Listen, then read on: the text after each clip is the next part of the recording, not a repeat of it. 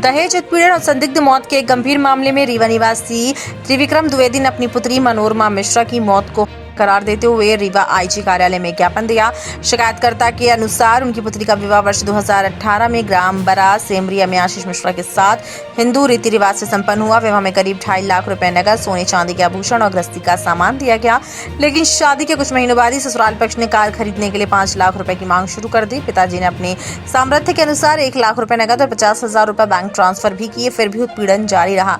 परिजनों का आरोप है कि मार्च 2025 में ससुराल वालों ने मनोरमा को बुरी तरह पीटा, जिसके बाद उसे मायके लाया गया। कुछ समय बाद समझौते के बाद जब दोबारा वह ससुराल गई तो अत्याचार और बढ़ गया।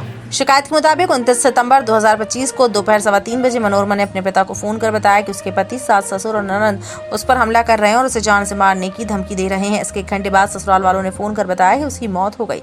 परिजनों ने आरोप लगाया कि पोस्टमार्टम से पहले उनके पहुंचने का इंतजार नहीं किया गया और शव देखने की भी अनुमति नहीं दी गई, केवल सिर दिखाया गया। मनोरमा के शरीर पर चोट के निशान और खून के धब्बे देखकर परिजनों ने इसे मामला बताया। पीड़ित परिवार ने रीवा आईजी से मांग की है कि मनोरमा मिश्रा की मौत की निष्पक्ष जांच कर दोषियों को कड़ी से कड़ी सजा दी जाए। बताइए, आज आप लोग आईजी ऑफिस आए हैं, क्या घटना हो गई? ऐसा है कि अभी जो है मेरे बच्ची का हो गया है, भोपाल में रहती थी। बच्ची का 2018 में शादी हुई थी।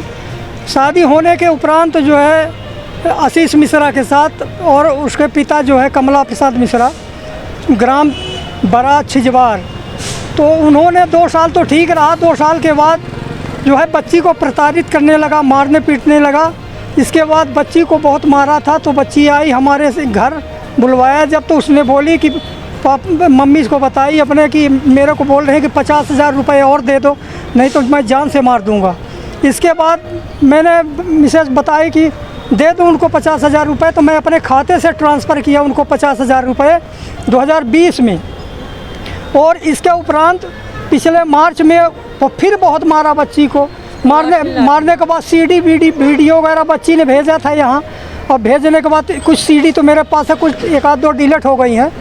इसके उपरांत जो है 29 सितंबर को अभी बच्ची का टेलीफोन आया।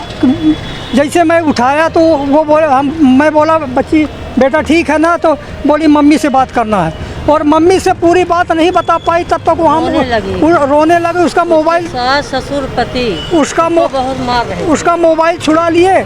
मोबाइल छुड़ाने के बाद जो है ये सोची कि चलो कट गया होगा, और 1 घंटे बाद उसी मोबाइल नंबर से वहाँ से टेलीफोन करवाता है कि तुम्हारी बच्ची ख़त्म हो गई, और उसको अटका दिया। उस भोपाल में आप लोगों ने कोई कार्रवाई की थी? भोपाल में मैंने जो है थाने में FIR के लिए कोशिश किया, तो वो बोले कि जब तक PM का रिपोर्ट नहीं आएगा तब तक FIR नहीं होगी। बयान ज़रूर दर्ज कर लिया है, साइन करा लिया है। उसके बाद FIR कराने दोबारा नहीं गए आप लोग? FIR फिर दोबारा गए थे, तो बोले जैसे वहाँ से रिपोर्ट आएगी वैसे FIR होगा। आपको गुमराह किया जाए? जी, पहले बोले कि पहले वो FIR नहीं होगा जब तक PM की रिपोर्ट नहीं आती पोस्टमार्टम।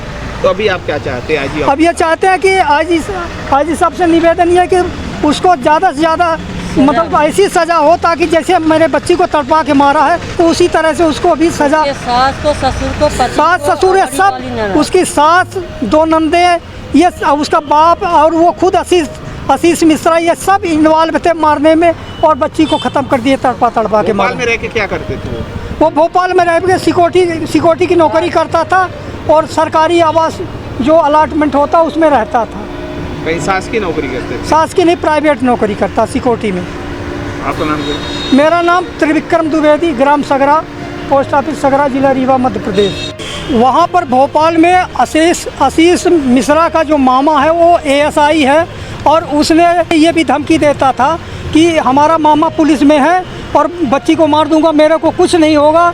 वही उसका मामा दयानंद पांडे ASI जो भोपाल में है, वो PM जब हो रहा था तब वहाँ कुछ हमारे समझ से उस डॉक्टर से बात करके और मुकदमे का दूसरा रूप देने के लिए जो है कोशिश कर रहा था। इसलिए आईजी साहब से निवेदन है कि जो है उसको इस तारीख से उसको जो है कानूनी कार्रवाई उसके ऊपर किया जाए।